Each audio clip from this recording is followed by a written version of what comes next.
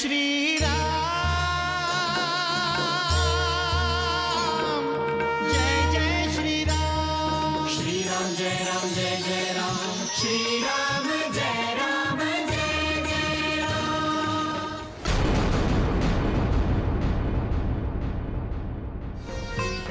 जर पिताश्रींनी तुम्हाला वचन दिलं असेल तर ते पूर्ण करण्याचं उत्तरदायित्व मी माझ्यावर घेतो. नाही राम, नाही.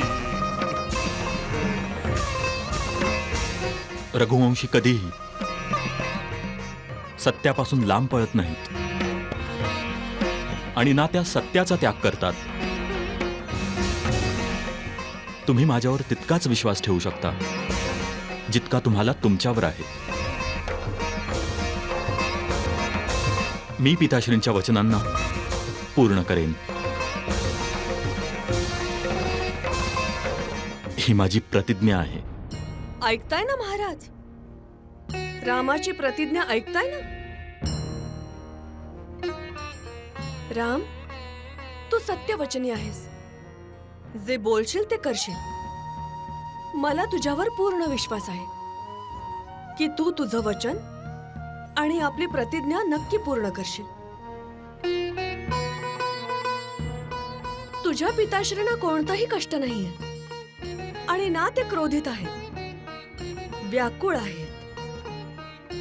कारण तुझ्या पिताश्रींचा खूप जीव आहे तुझ्यावर. म्हणून ते तुला बोलू शकत नाहीत की तुझा राज्याभिषेक नाही होणार.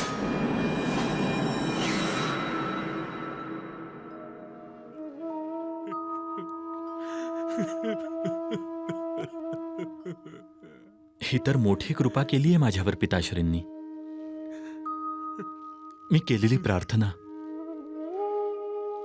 स्वीकार केली. मी अनुग्रहित झालो. आता तुम्ही उठा आणि मला आशीर्वाद द्या.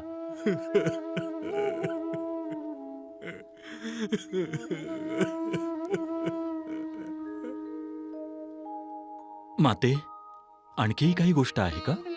धर्मसंकट. कसलं धर्मसंकट? तुझे पिताश्री आता द्विधा मनस्थितीत आहे राम.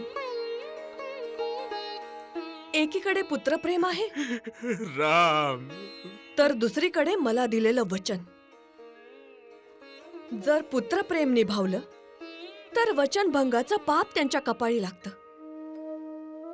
आणि जर मला दिलेलं वचन पाळलं तर पुत्राचा राज्याभिषेक होत नाही. राम, राम.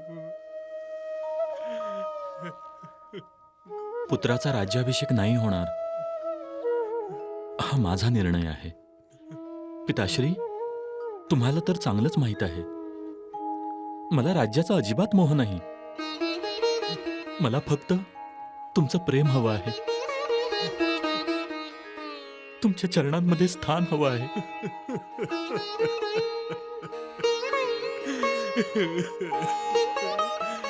पिताश्री, माते, गोष्ट पुत्राच्या राज्याभिषेकाची नाहीये, दुसरीच काही आहे जी पिताश्रींना रडवत आहे.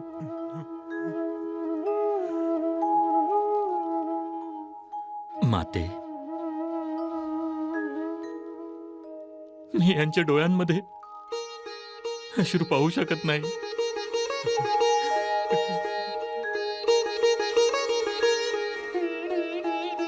माते, मला इतकं विवश समजू नका. मी प्रतिज्ञा केली आहे. ही प्रतिज्ञा पूर्ण करण्यासाठी माझी सहाय्यता करा. मग लक्ष देऊन ऐक राम. महादैत्य शंभरासुराविरुद्ध युद्धादरम्यान मी महाराजांच्या प्राणांचे रक्षण केले होते. माझ्यावर प्रसन्न होऊन महाराजांनी मला 2 वरदान दिले होते. माझ्या पहिल्या वरातून माझा पुत्र भरतचा राज्याभिषेक, तुझा नाही. आणि दुसरा, तुला तपस्वीच्या वेशामध्ये 14 वर्षांचा वनवास.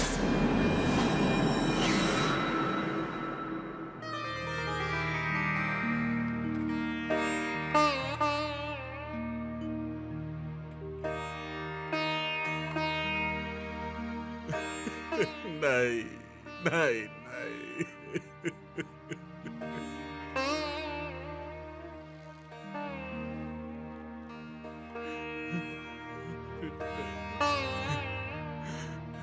पिताश्री, फक्त एवढ्याशा गोष्टीमुळे तुम्ही इतके दुखी आहात?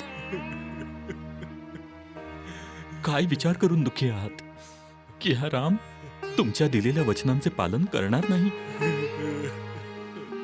मला तर विश्वासच बसत नाही. असा एखादा क्षण, असा कोणताच प्रसंग मला आठवत नाही जेव्हा मी तुमच्या किंवा मातेच्या आज्ञेचे पालन केलेले नाही. राम,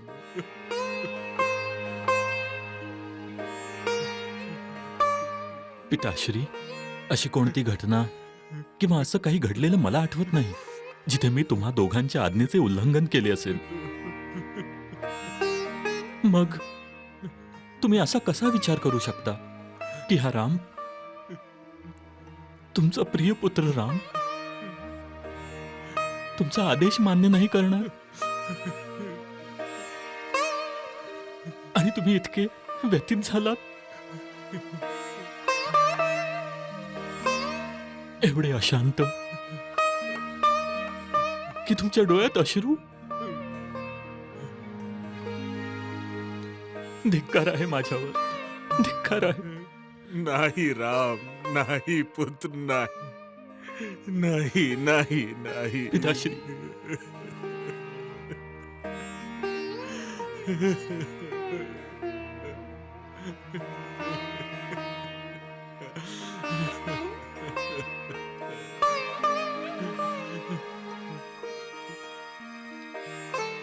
माते, माझे पिताश्री धैर्यवान आहेत, सहनशील आहेत, नीतिवान आहेत, विवेकी आहेत, न्यायपालक आहेत, धर्मपालक आहेत, एक सर्व गुण संपन्न पिता आहेत.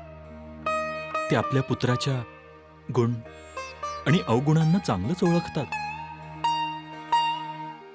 ते असा विचारच करू शकत नाहीत की त्यांचा पुत्र राम आज्ञाधारक नाही. नक्की दुसरीच काहीतरी गोष्ट आहे.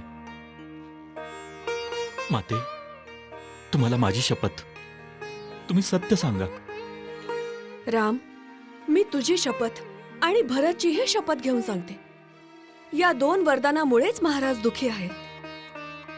दुसरं एखादं कारण मला ज्ञात नाही. राम, आपल्या माता पिताश्रींबद्दल तुझ्याकडून एखादा अपराध होणं हे तर संभवच नाहीये. तू तर तुझे माता पिता, तुझ्या भावंडांना, तुझ्या कुटुंबाला सुख देणारा आहेस. तू सदैव आपल्या माता पित्याच्या वचनांचं पालन केलं आहेस. यावेळेस माझी तुला हीच विनंती आहे की तुझ्या पिताश्रींना समजाव, अन्यथा जीवनाच्या या संध्याकाळी त्यांना वचनभंगासारख्या महापापाचं पातक लागेल. संपूर्ण जगभरात त्यांची निंदा होईल आणि रघुकुलाच्या कीर्तीला कलंक लागेल. सीते, तुला असं नाही वाटत की रघुनंदन रामांना माता कैकेयीच्या कक्षात जाऊन खूप उशीर झाला आहे? अवश्य माता कैकेयी आणि पिताश्री त्यांना अयोध्येच्या शासनाबाबत समजावत असतील. माझ्याने प्रतीक्षेची वेळ सहनच होत नाहीये. मला लवकरात लवकर राज्याभिषेक पाहायचाय.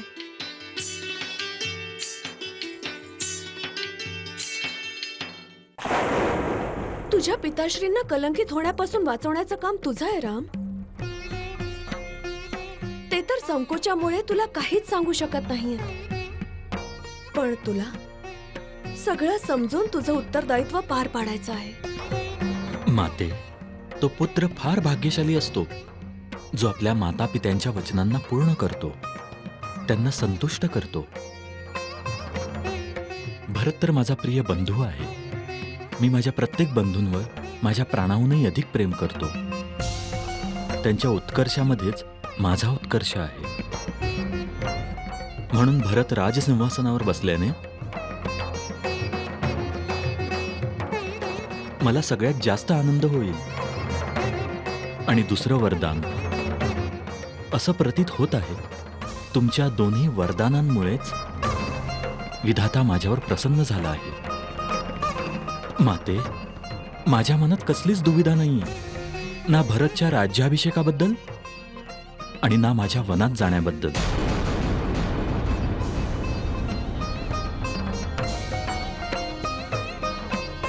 जर माझा राज्याभिषेक झाला तर मी राजपाटामध्ये गुंतेन. परंतु आता मला वनवासाला पाठवून तुम्ही मला अनुग्रहित केले आहे. वनात जाऊन मला महान ऋषींचे, महर्षींचे, योग्यांचे दर्शन घेण्याची संधी मिळेल. त्यांच्याकडून ज्ञान प्राप्त करण्याची, ईश्वराशी संवाद साधण्याचं सौभाग्य प्राप्त होईल.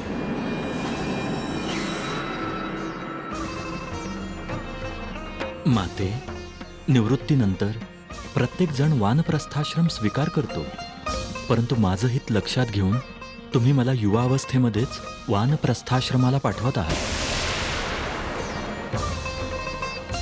मी तुमचा कृतज्ञ आहे, अनुग्रहित आहे की तुम्ही माझ्या कल्याणाचा विचार केला आहे.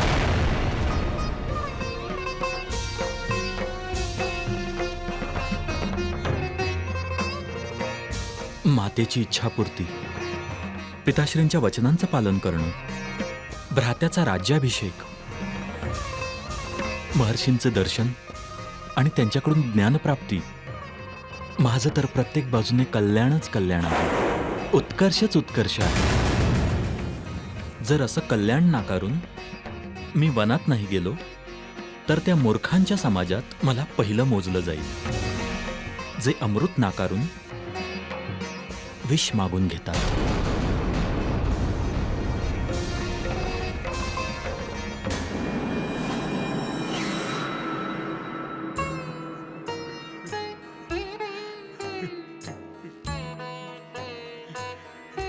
पिताश्री,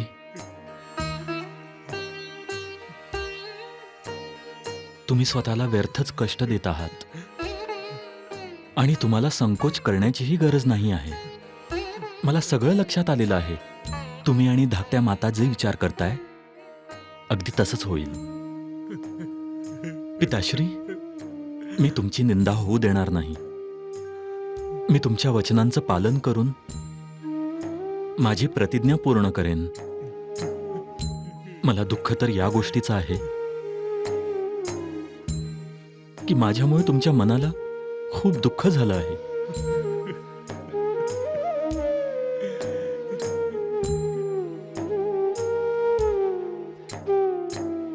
पिताश्री, आता प्रसन्न होऊन मला आशीर्वाद द्या.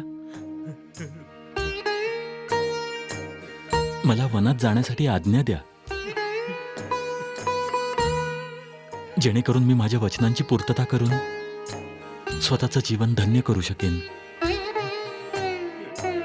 राम, जोपर्यंत तू अयोध्येमध्ये राहशील तुझे पिताश्री अशाच प्रकारे त्रासात राहतील. धीर धरा माता. मी आजच दंड कारण्यात जातो. फक्त माता कौसल्या आणि सीतेला समजवावे लागेल. पिताश्री, मी माता कौसल्या आणि माता सुमित्रा यांचा आशीर्वाद घेऊन येतो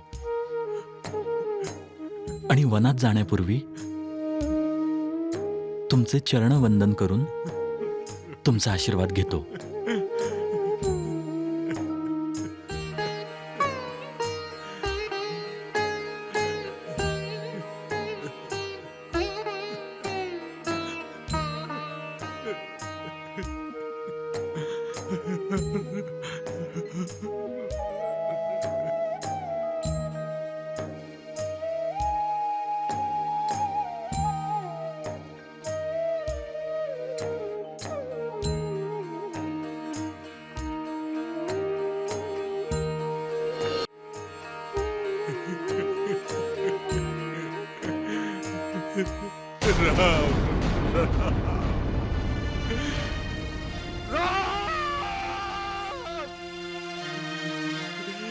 थांब पुत्र, थांब.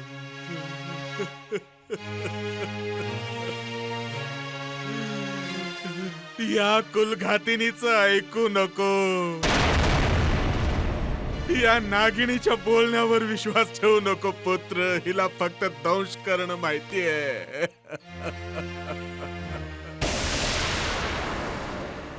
माझी चिंता करू नको पुत्र, माझी चिंता करू नको. होऊ दे माझं वचनभंग.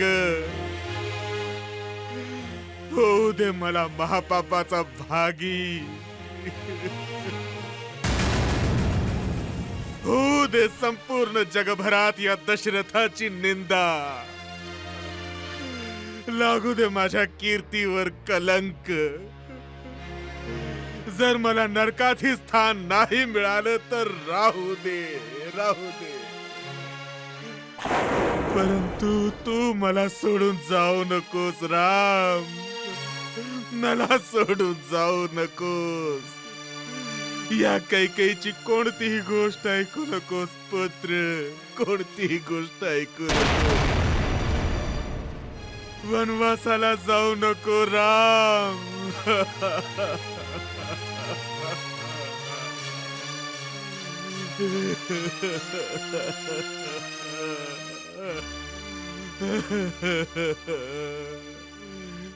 बड़ी हठीली निर्दयी विधना तू बेपीर.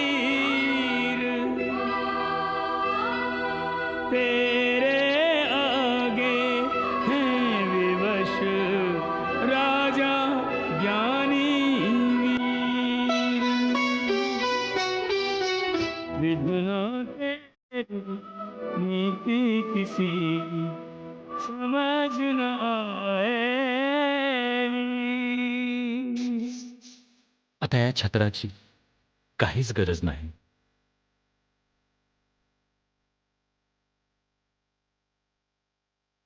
मित्रांनो, आता तुमचीही काहीच गरज नाही.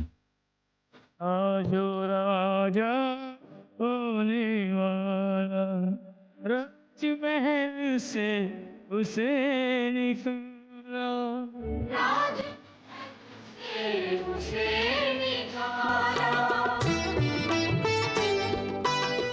तेरा तीर जो मर्म पे लागे माँ वनवास पुत्र का मांगे.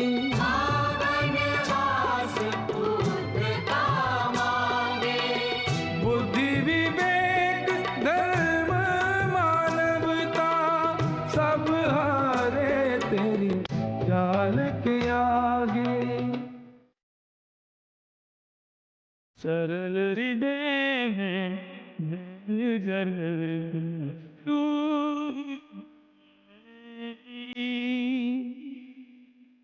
जब जिसे चाहे अपने लक्ष्य बनाएगी.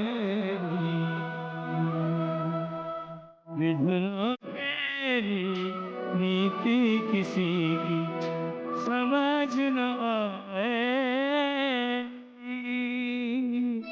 ओम अग्नेय स्वाहा. महाराजांना भेटल्यानंतर युवराज राम यांनी छत्र घेण्यास नकार दिलेला आहे आणि अंगरक्षकांनाही सोबत घेतलं नाही.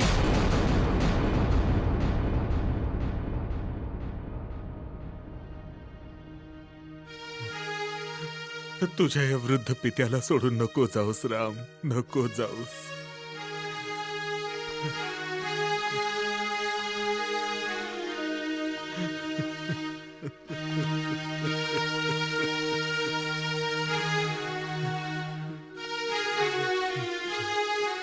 राम, तू आलास पुत्र.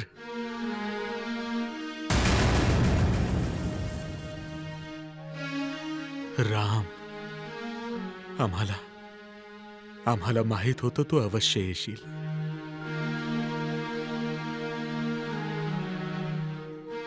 आम्हाला माहित होतं पुत्र, तू मला सोडून जाऊच शकत नाहीस.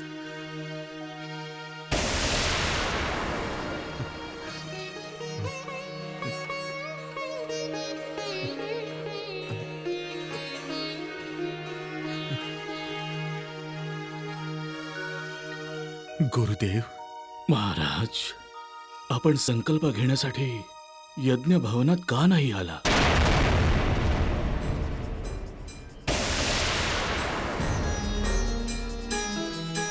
तुम्हाला रामाच्या राज्याभिषेकापासून लांब का राहायचं आहे?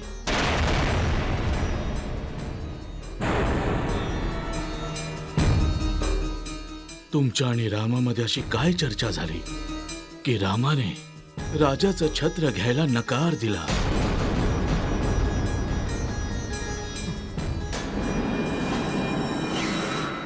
आणि अंगरक्षकांची सेवा घेण्यासही नकार दिला. रामाचा राज्याभिषेक व्हावा ही तुमची प्रबळ मनोकामना होती आणि माझीही हीच हार्दिक इच्छा होती. राम राजा व्हावा यासाठी फक्त राज्यसभेचीच नाही तर अयोध्येच्या प्रजेचीही संमती आहे. महाराज, आता तुम्ही ही गोष्ट स्पष्ट करा की रामाचा राज्याभिषेक होईल. सांगा महाराज की आज रामाचा राज्याभिषेक होईल का?